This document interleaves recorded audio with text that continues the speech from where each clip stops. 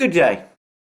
I'm going to begin this video with a report in the Daily Telegraph about the situation on the battlefronts, which I've not actually seen confirmed in any other place, but which I presume is true.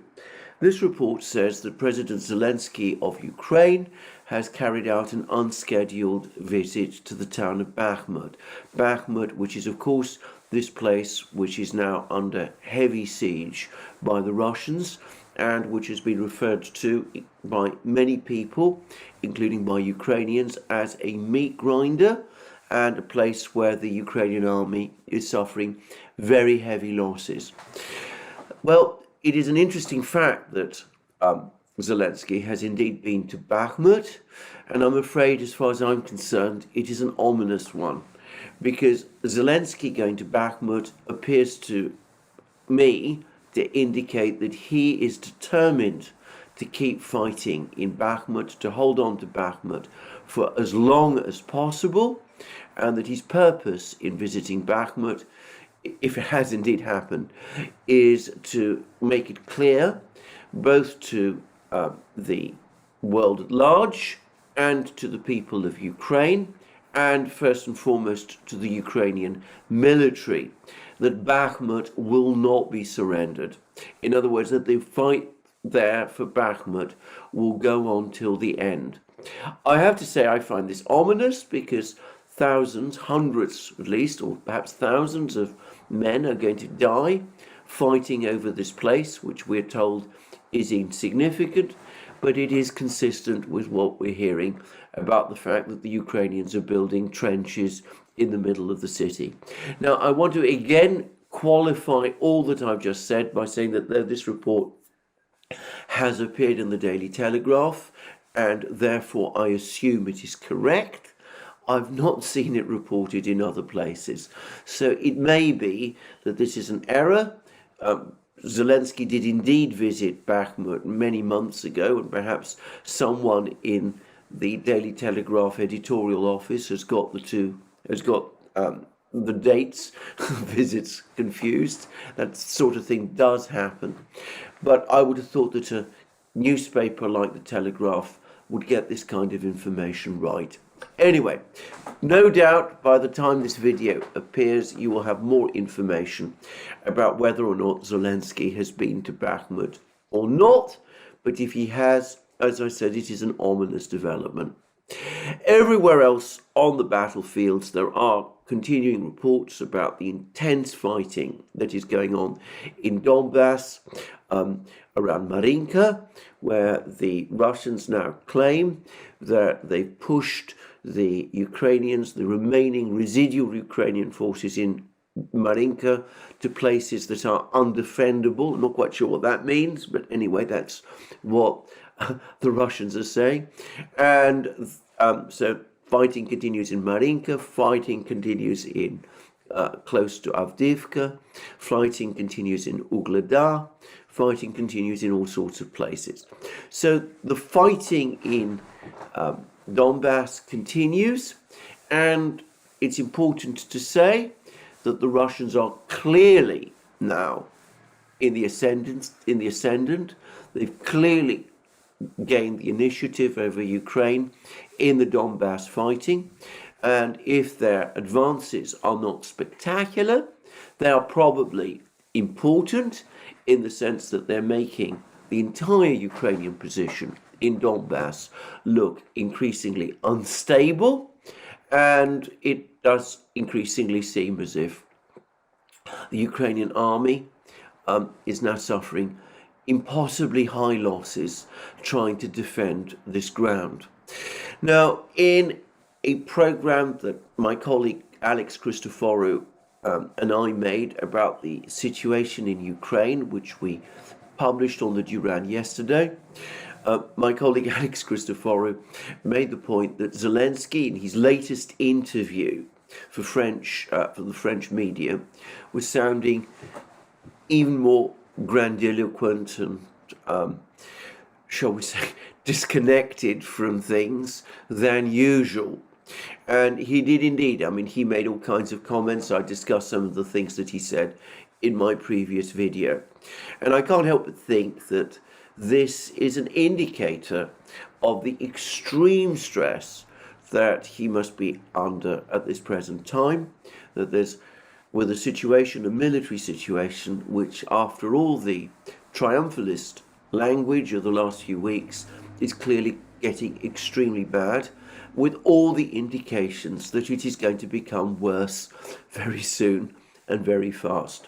Now, let's talk about other things that have been going on, perhaps things that are not directly involved, connected to the battlefields, but which are in fact related to events on the battlefields. The first is, yesterday I discussed the visit by Putin to Minsk and his meeting there with Lukashenko and the president of Belarus, and as was clearly indicated, this was a huge visit, a major Russian delegation, including Shoigu and Lavrov, Russia's defense and foreign ministers, and they had meetings with every single top official in Ukraine, in Belarus, including Belarus's prime minister. And we're now getting lots of reports pouring in from the Russians and the Belarusians about the nature of what was discussed. And it's now clear that the two countries, Belarus and Russia, are moving rapidly towards economic and military integration, though Putin went out of his way to make it clear that the two countries would remain sovereign and independent of each other. That is to say, there are no plans, at least for the time being, for Russia and Belarus to unite into a single state. In other words, for Russia to annex or absorb Belarus. But in all other respects, as I said, they seem to be moving forward very rapidly now towards a complete program of very intense integration. And Putin had a great deal to say about this, and in particular, he talked at some length about military developments alongside all of the others. And he gave a very clear impression that the two militaries, the Belarusian and the Russian militaries, are now to all intents and purposes being merged. Now, this is what Putin is reported to have said in a press conference in Minsk, a press conference, by the way, from which the Western media were notably absent. I presume they were either excluded from it, or perhaps they're not based in Minsk anymore. But this is what Putin said about the military cooperation that's going on between Russia and Belarus over the course of this press conference. I would like to remind you that as part of the consistent implementation of the Russia-Belarus military doctrine, we work on joint military planning and have an operational Russia-Belarus regional force grouping. Our country's divisions and military units currently undergo coordination training in Belarus. We have created a joint air defense system that is already on combat duty. That is important. It means that Belarus is now part of what is in effect the Russian air defense complex. Belarus's air defense is now integrated with Russia's. We have agreed to continue taking all necessary measures, that's always an important word, all necessary measures, to ensure the security of our countries, prioritizing training of the troops, improving their combat readiness, and continuing the practice of regular joint exercise and other operational and combat events, mutual supplies of essential weapons, and producing new military equipment together. Now, all necessary measures is a hint at nuclear weapons. So what Putin is saying is that, yes, they're working together on all of these sort of things, they're training together, they're developing weapon systems together, but Belarus is now firmly under the Russian nuclear umbrella. In other words, it's becoming part of the Russian nuclear defense concept. It is now clearly not just a partner, but an outright ally, and in fact an ally of an entirely different quality to all the various other countries with which Russia maintains close relations, including those in the Collective Security Treaty Organization. And then, as if to make it absolutely clear that the words all necessary measures do indeed mean nuclear weapons, and to spell out exactly what this all means, Putin then went on to say, I believe it is also possible to continue implementing President Lukashenko's proposal on training the Belarusian army combat aircraft crews that have been re-equipped for potential use of air-launched ammunition with special warheads. Special warheads, well, he doesn't say nuclear warheads, but I think in combination with those previous words, all necessary measures, that's clearly what he means. And then, again, to put the question entirely beyond all doubt, Putin says, I want to stress that this form of cooperation is not our invention. For example, the United States have conducted similar activities with their NATO allies for decades. These coordinated measures are extremely important in view of the tensions at the external borders of the Union state of Belarus and Russia.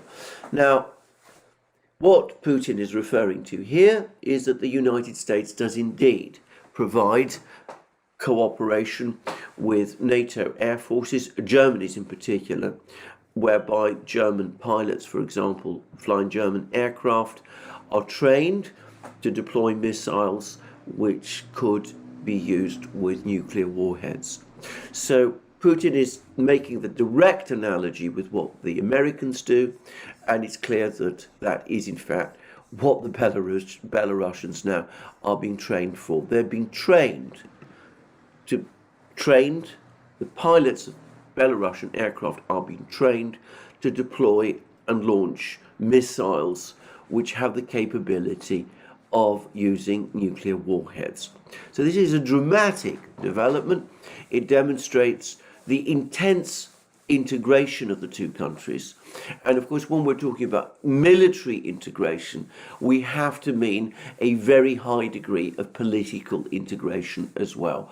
The Russians would not be taking these sort of steps in Belarus if they were not confident that the political situation in Belarus is both stable and will remain stable and firmly allied with Russia, notwithstanding the fact that Lukashenko himself is probably going to leave the scene at some point in the foreseeable future.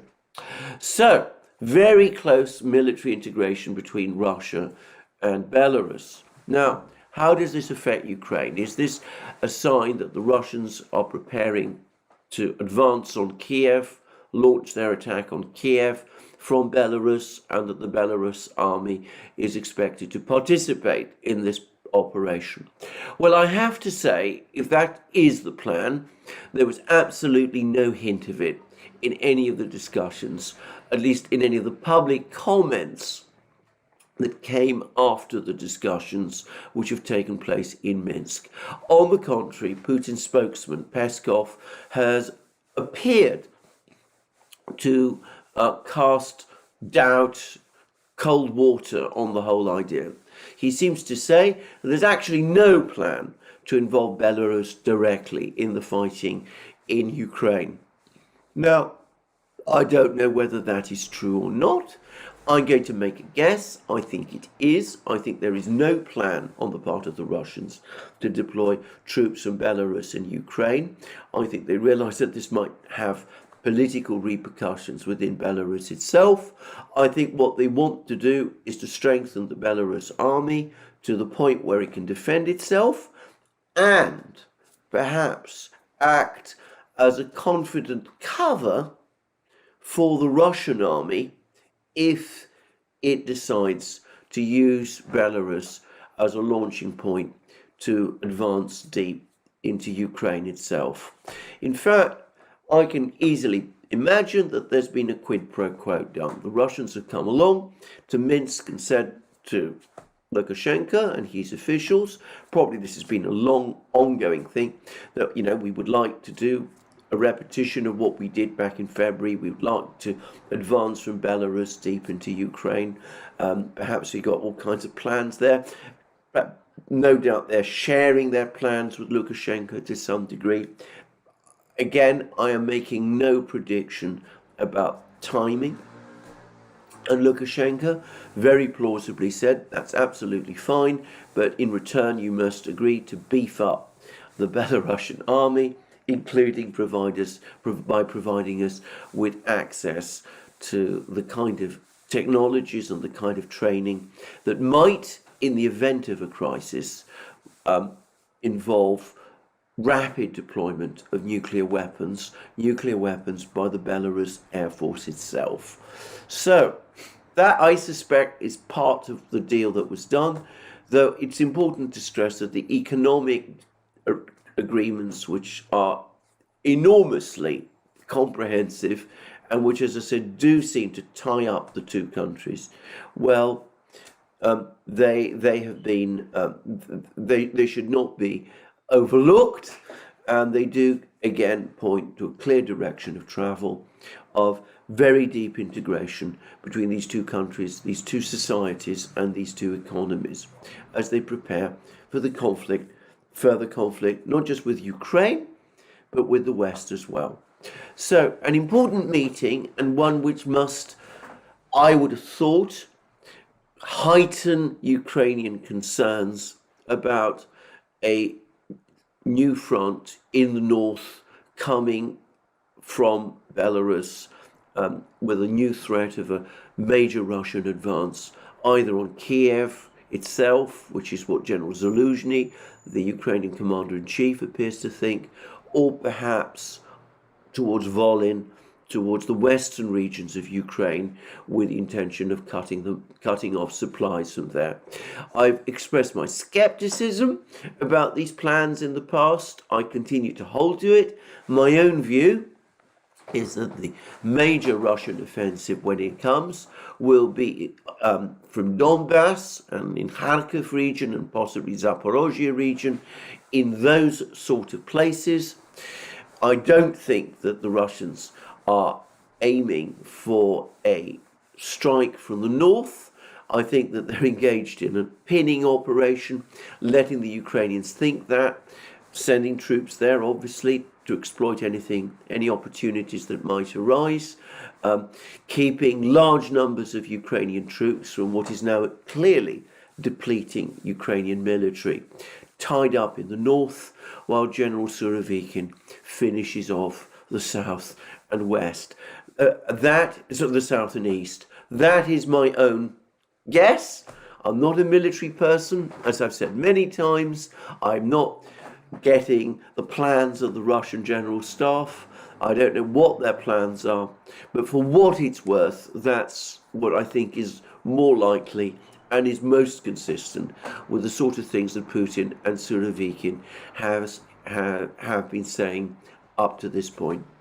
Now, I was reading again in the Daily Telegraph, by the way, a rather extraordinary editorial, rather shrill editorial, in which Putin was referred to as a cowardly figure. Well, the British like to throw this expression cowardly at any political leader that they, foreign political leader that they don't like. I'm not quite sure why they think Putin is a coward, but I'm not going to discuss this. But anyway, this particular editorial, as well as abusing Putin to an extraordinary extent, as is now typical of the British media, spoke about his relative invisibility over the last few weeks, dredging up yet again the topic of his postponed press conference in Moscow and his postponed meeting of the Federal Assembly, or so it seems to me. Well, all I will say about that is that I don't know what part of the Russian news the Daily Telegraph is following, because I have never known Putin as busy as he is at this present moment in time, he is in fact keeping a frenetic pace, because as soon as he returned to Moscow from Minsk, he was addressing Russia's spies. He had a meeting with the people of the security service, maybe not spies exactly, but anyway, the people who are involved in security, state security issues, who are internal control issues.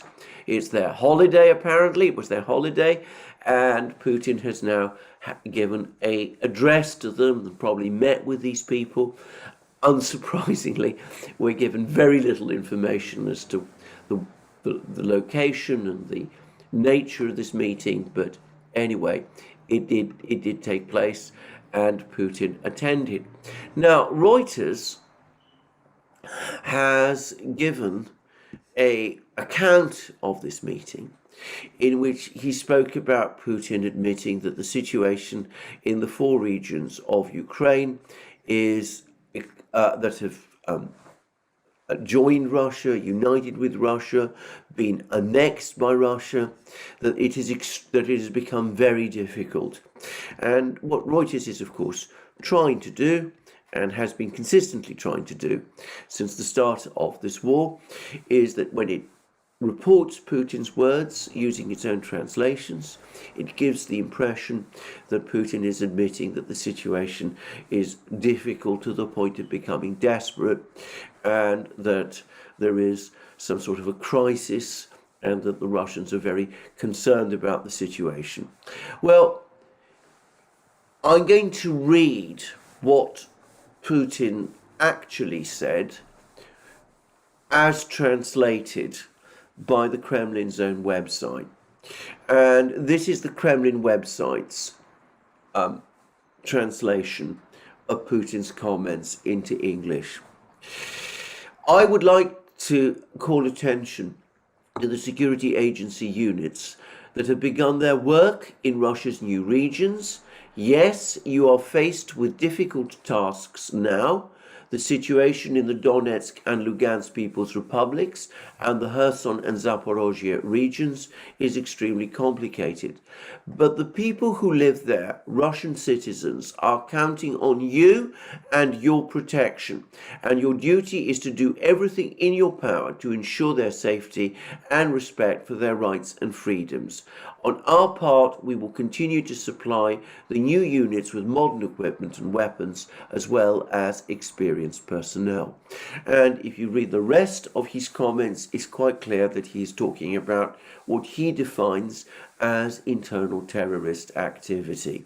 And terrorist activity in Russia, terrorist activity obviously in the 4 regions, what the Ukrainians would call partisan activity, and of course spying. And it is indisputable that Ukraine has developed quite sophisticated networks of agents and sympathizers in all the 4 regions, including, by the way, in Donbass. And now that these 4 regions are formally part of Russia, the Russians are able to extend the operation of their security services, the FSB, the National Guard, all of them, deep into these places, and do what they previously did in places like the Caucasus, for example, which is identify, locate, track down, arrest all of the people who are engaged in spying and partisan activity, let's call it that, on behalf of Ukraine. And about a week ago, there was reports of a major dragnet, Russian dragnet, operating in the Donetsk and Lugansk People's Republics, all sorts of people being rounded up who were alleged to be sympathizers and supporters of Ukraine. And apparently the same thing is now going to happen in the other 2 regions. Now, in my opinion, this is not a major or important story. Why have I devoted so much time to it? It is for the same reason that I often go back and quote things that Putin said, or at least the translations, the official translations of what Putin said. I say this because the Reuters version has been circulating everywhere, about the Russia facing a very difficult situation in these four regions, whereas, as you can see, what Putin was saying was rather different. Let me repeat again any quotation of Putin's that you see in any media, apart from the Russian, you should take extremely carefully. I know of no political leader in the world who is so regularly misquoted in what he says. Anyway, so much for all of that.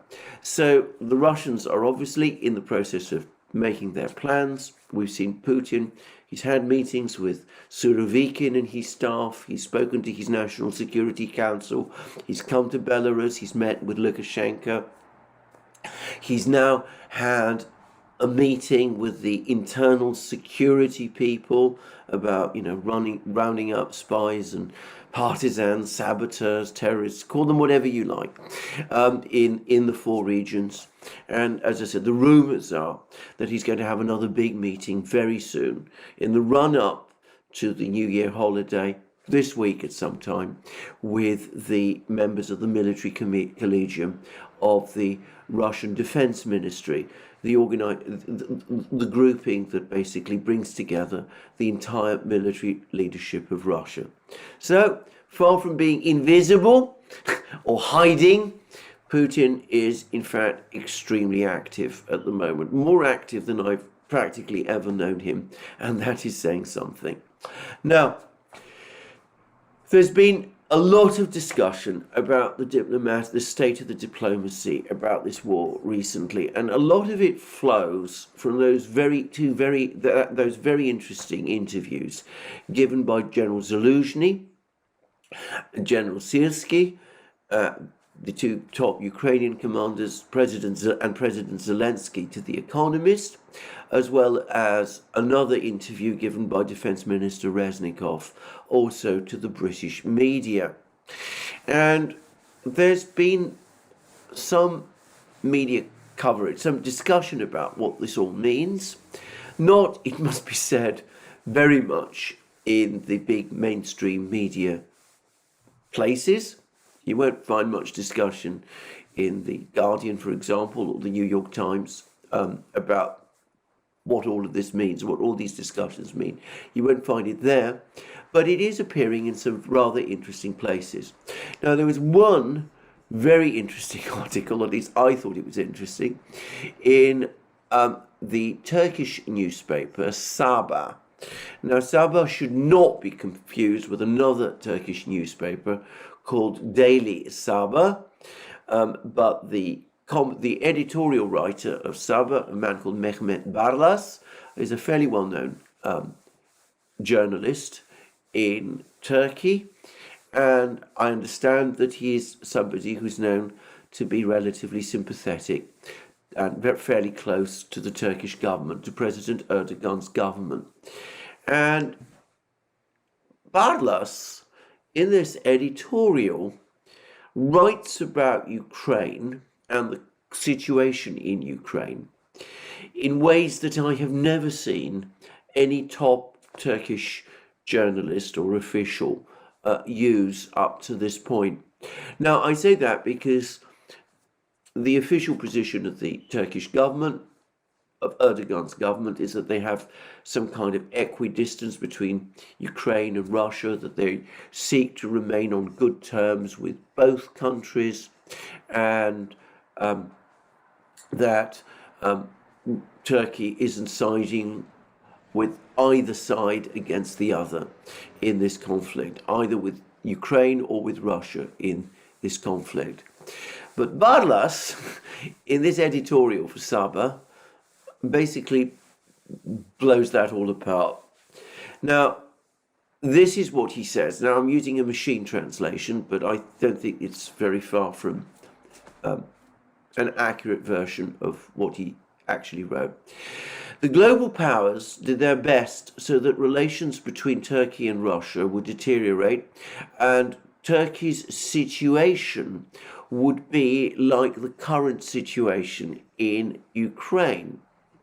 As it will be remembered, the Turkish Air Force shot down a Russian plane in 2015, and the veil of secrecy has still not cleared. I don't think I need to remind you how much our relations with Russia deteriorated and how much our economy suffered. Having survived these ordeals, Turkey, Russia, or rather Erdogan, Putin, succeeded in developing a relationship based on mutual respect. Turkey has removed itself from the position of being NATO's land forward arm against Russia. In other words, it's, major ally, NATO's major ally in this part of the world against Russia. We can see how important this is for Turkey by looking at the vanishing Ukraine, which is led by a Western clown. Or we can see it by looking at Europe, which is currently experiencing a major energy crisis and where thousands of people are feared to die from the cold this winter. Some seemingly innocent political choices can have very vital consequences. For example, the people of Ukraine said, "Let's laugh a little." The West also piled up the money and the guns. But in the current situation, the Ukrainian people have neither electricity, water, nor heating systems. They've all collapsed. The oppressed Ukrainian people are left at the mercy of the Russian army, waiting to be invaded. It is an exemplary situation in which Ukraine went on an adventure after fake heroes, relying on the United States and the EU. Now, as I said, I've never seen Turkish journalists or officials talk about the conflict in Ukraine in that way, and I do wonder what's brought it about, and I suspect that the Turks are very well informed about the situation in Ukraine itself.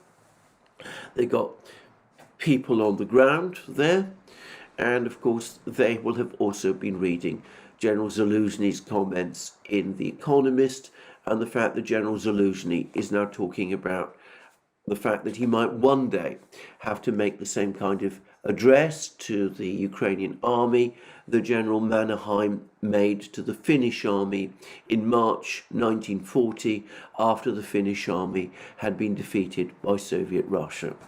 So that's one interesting take on things, current take on things from Turkey.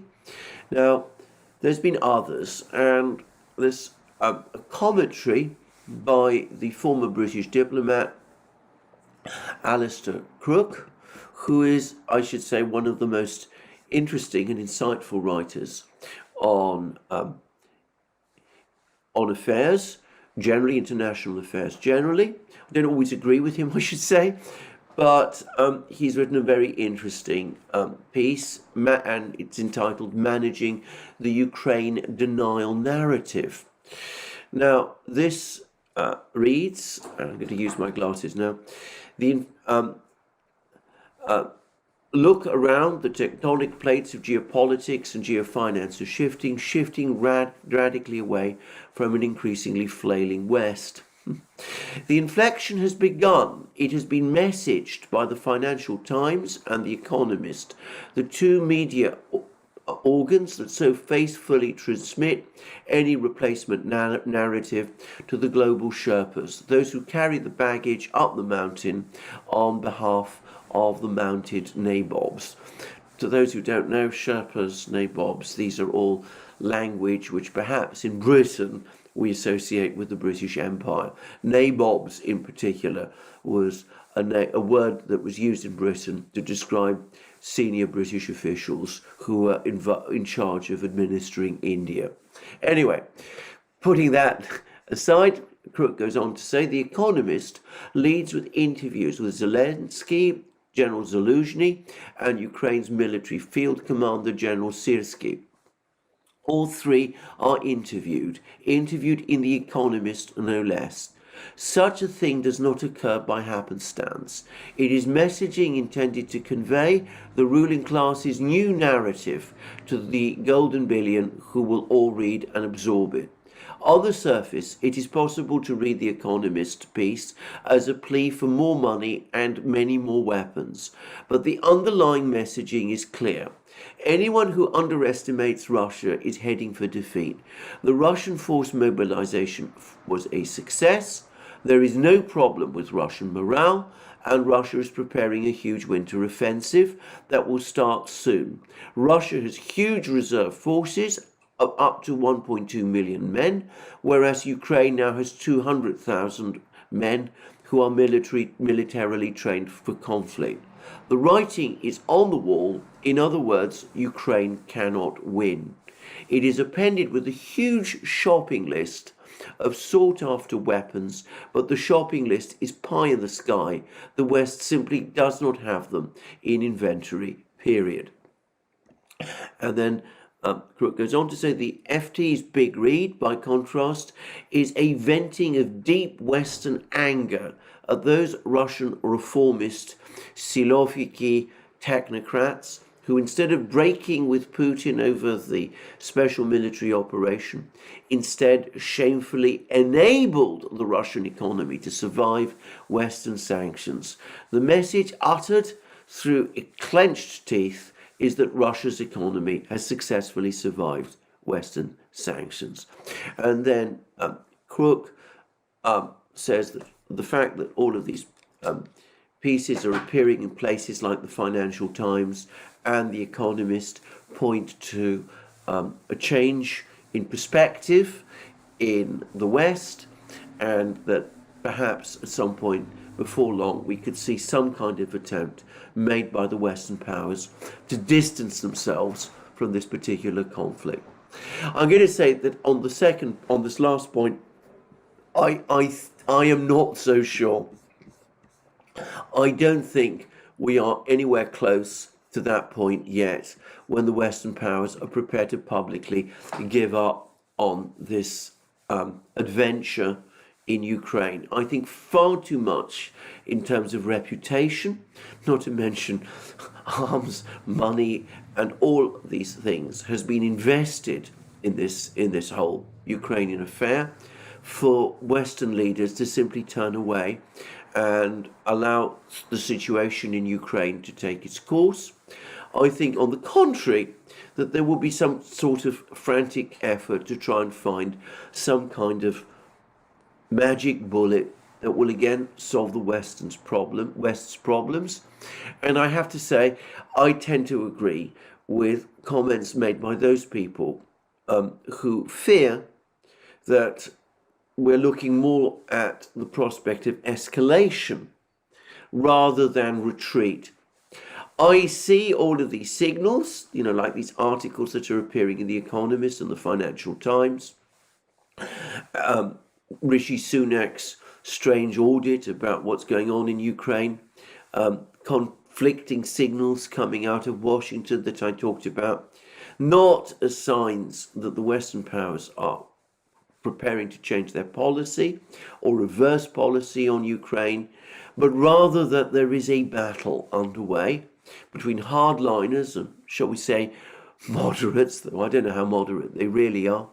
The moderates trying to find some way to de-escalate this crisis, looking for some way to achieve some kind of face-saving compromise, which might not last very long, but might allow the West to tiptoe away from what's happened with something like its dignity intact.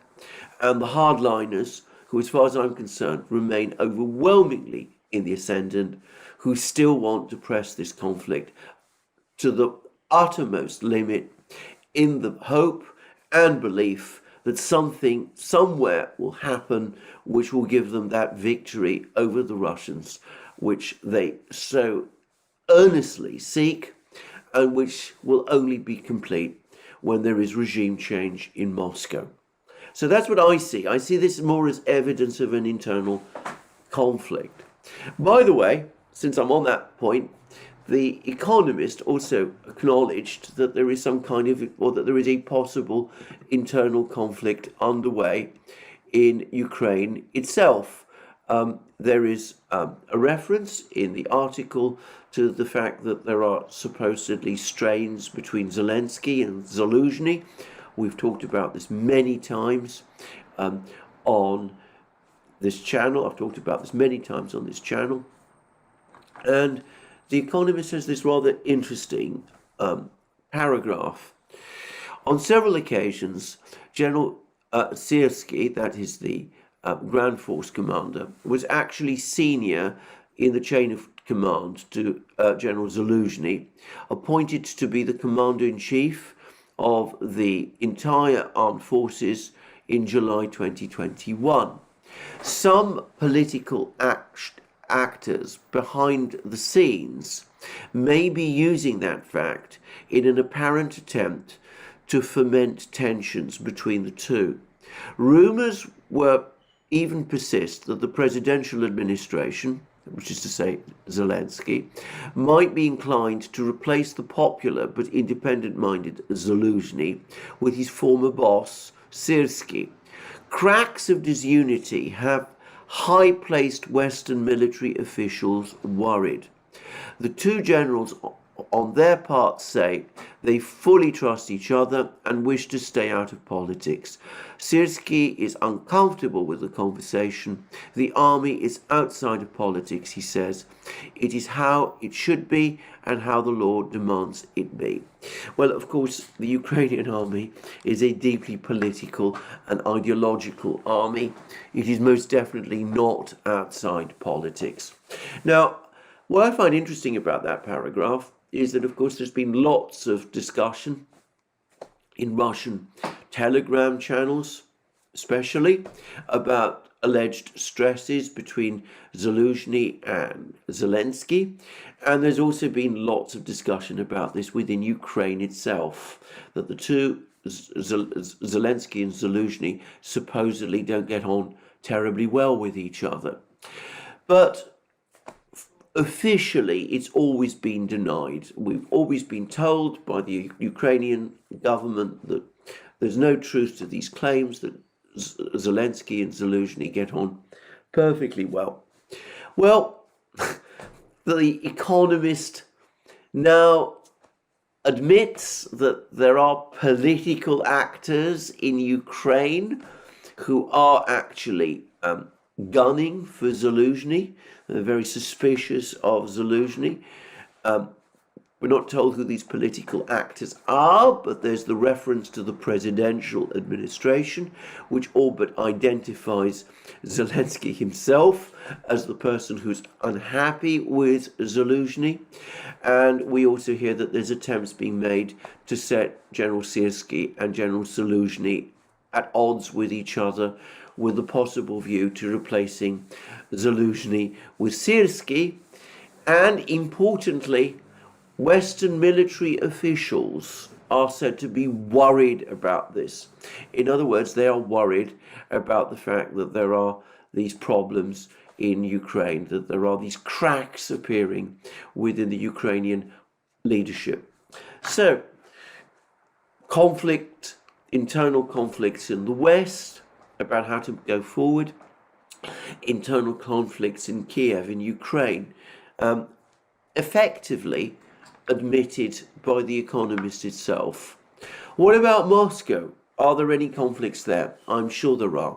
I'm sure there have been at various points in this war, periods of time when the Russians have found it difficult to agree with each other on a particular strategy.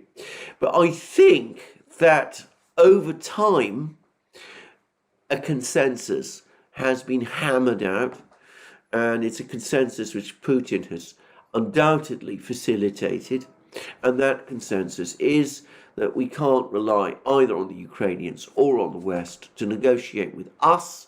What we must do is focus now on the war, win that war in whatever way we can, the right way for us, perhaps not immediately, not with any dramatic offensives, maybe incrementally through attrition, but win it one way or another. And that if either the Ukrainians or the Western powers come to their senses and come up with proposals, yes, we will certainly listen to them, but we will listen to them with great caution, because after all that's happened, we have no real trust for anything that the West and the Ukrainians say. We no longer believe or have any reason to suppose that any offer that they make is sincere and genuine. I think that's where the Russians have come to. I think that's where they are. I think the decision were probably finalized in September with the appointment of Surovikin, the creation of this headquarters around him, the mobilization of all those reservists, the call up of all those reservists, the call up of all those volunteers, and also the setting up of the coordinating council to mobilize the economy. And whilst I'm on the subject of the economy, we've had some economic news. The Russians now seem to think that GDP contraction this year will be smaller than previously predicted. It had been predicted a few weeks ago that it would be 2.9%. There's some tentative suggestions that it could be 2.5%, perhaps even as little as 2%, though that might be rather too optimistic at the moment. So the Russian economy, as Alistair Crook correctly says, has come through the sanctions.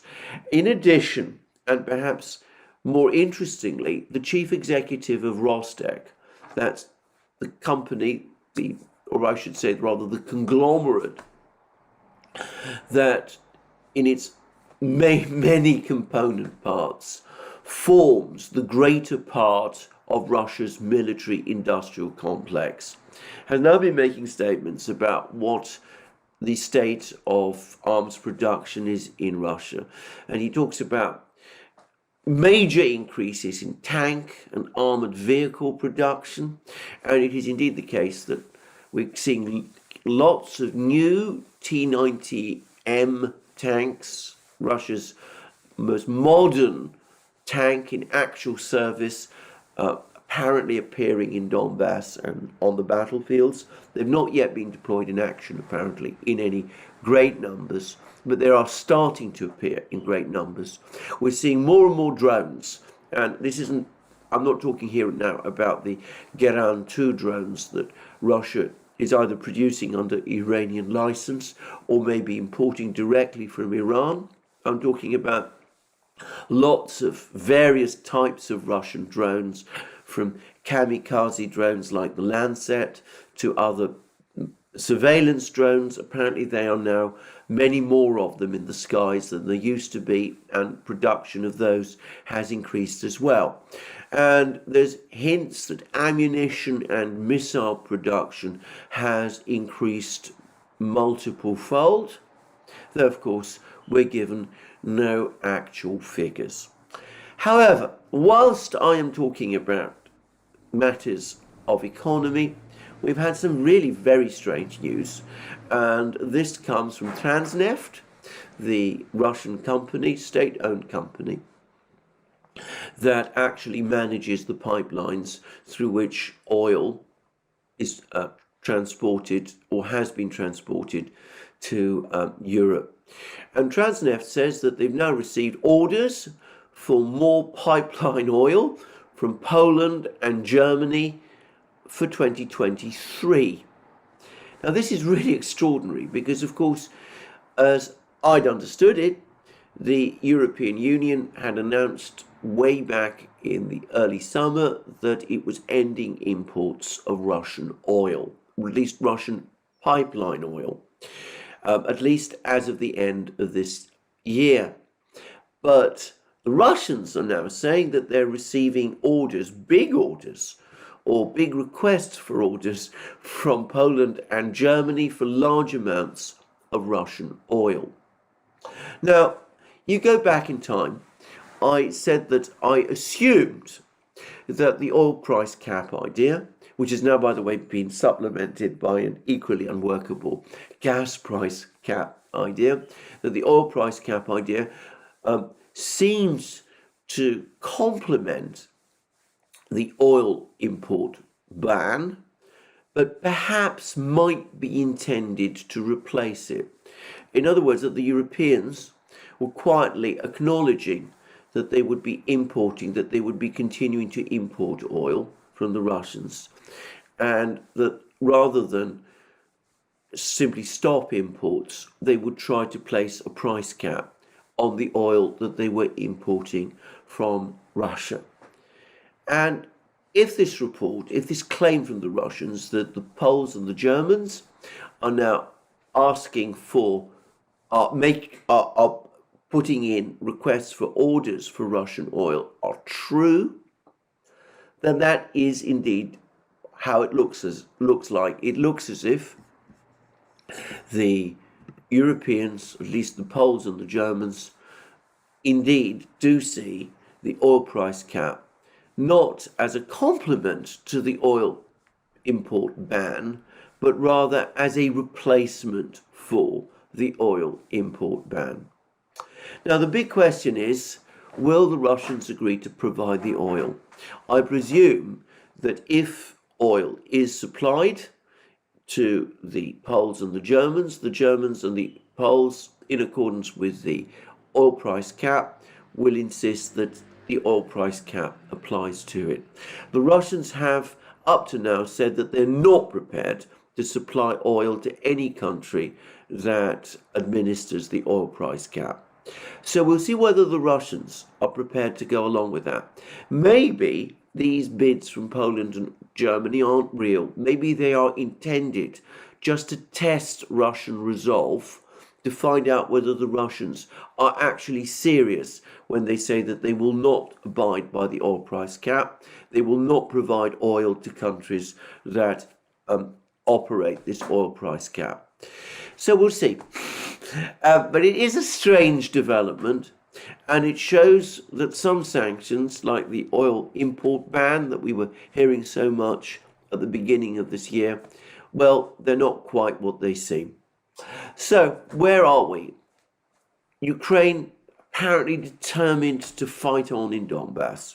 It's bleeding, it's suffering very heavy losses, its ammunition is almost out, it's struggling to replace its tank and armored forces, but it still nonetheless wants to go on fighting in Donbass.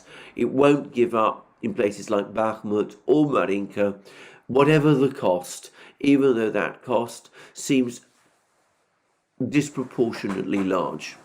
The president of Ukraine, President Zelensky himself, is certainly, definitely committed to this strategy, even as he appears increasingly out of touch and unfocused, as this really rather bizarre interview he gave to French television shows. And we now have, in effect, confirmation from The Economist that his military leaders, Zelensky and Syrskyi, are increasingly unhappy, both with him and possibly, just possibly, with each other. And that these tensions at the top of the military leadership in Kiev are causing concerns about Western military officials. Meanwhile, we see the Russians methodically preparing. We've had Putin going to Minsk, we've had all this elaborate series of agreements there, which aren't just focused on Ukraine, but where, of course, Ukraine is clearly an important issue. It was interesting to notice, by the way, that at the press conference, there were no questions about Ukraine at all. So presumably the media had been briefed, the Russian and Belarusian media had been briefed in advance not to ask those questions. So we see a lot going on the Russian side. And we see some evidence of a debate in the West, with more people clearly expressing doubts and in Turkey, where they talk about these things perhaps in a more forthright way, those doubts being expressed quite openly in articles that are appearing in the Turkish media, which refer to Zelensky as a Western clown. Where is all this going? Well, it looks as if at the moment there is no sign of any kind of political or diplomatic breakthrough. As I said, Ukraine doesn't seem to be capable at the moment of acknowledging that disaster is on the horizon. One senses that Zelensky is now reduced to hoping that something will turn up rather than having any real plan about what to do. And one also senses that in the West, Western leaders are too weak and too distracted by their mounting domestic problems to try to come up with a coherent strategy to find a way out. So I'm very sorry to say, I think the war will go on. I think we will see Surovikin's sledgehammer fall at some point. Not sure when, not sure in what form. And I'm afraid the war will go on. And in the meantime, the West will try to find some way to re-engage economically with Russia, even if they don't really have any clear idea of how to do that without themselves losing face. So that's where we are as of today. No doubt there'll be more developments fairly soon, but that seems to me as much as we can say today. Thank you for joining me once more.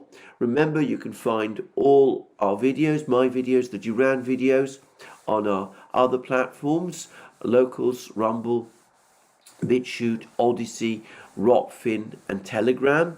You can also support our work via Patreon and Subscribestar. Don't forget also to go to our shop and buy the great magic mugs and hats and hoodies and t-shirts and other things that you will find there. And last but not least, if you've liked this video, please remember to press the like button and to check your subscription to this channel. Thank you for joining me again today. More from me soon.